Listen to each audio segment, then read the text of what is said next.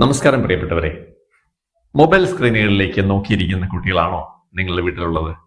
എങ്കിൽ അവരെ കുറ്റം പറയുന്നതിന് മുൻപ് ഈ ഒരു കാര്യം ചിന്തിക്കൂ. നമ്മൾ അവർക്ക് വീട്ടിൽ കളിക്കാൻ എത്രത്തോളം ഇടം നൽകുന്നുണ്ട്? കുട്ടികളുടെ സർഗാത്മകതയും ചിന്താശേഷിയും വളരണമെങ്കിൽ അവർക്ക് വീടിനുള്ളിലും പരിസരത്തും കുറച്ചെങ്കിലും സ്വാതന്ത്ര്യം വേണം. വീട് എപ്പോഴും വൃത്തികേടാകുമെന്ന് ഭയന്ന് കുട്ടികളെ നമ്മളൊരു മുറിയിലേക്ക് മാത്രം തളച്ചിടാൻ പാടില്ല.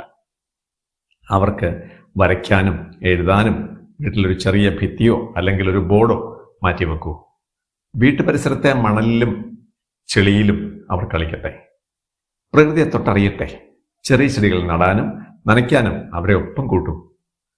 ചെളിയിലും മണ്ണിലും കളിക്കുമ്പോൾ അവരുടെ സ്വാഭാവിക രോഗപ്രതിരോധ ശേഷിയും വർദ്ധിക്കും എന്നൊരു നേട്ടവുമുണ്ട്. ഇത്തരം ചെറിയ ചെറിയ കാര്യങ്ങൾ ചെയ്യുമ്പോൾ അവരുടെ ഭാവനാശേഷിയും ആത്മവിശ്വാസവും ഇരട്ടിയാകും.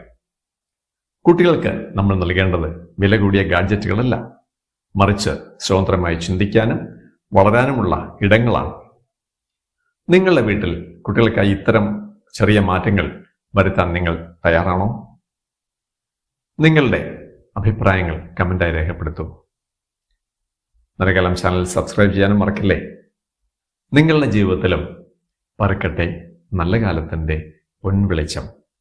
ഒരുപാട് സ്നേഹത്തോടെ നന്ദി.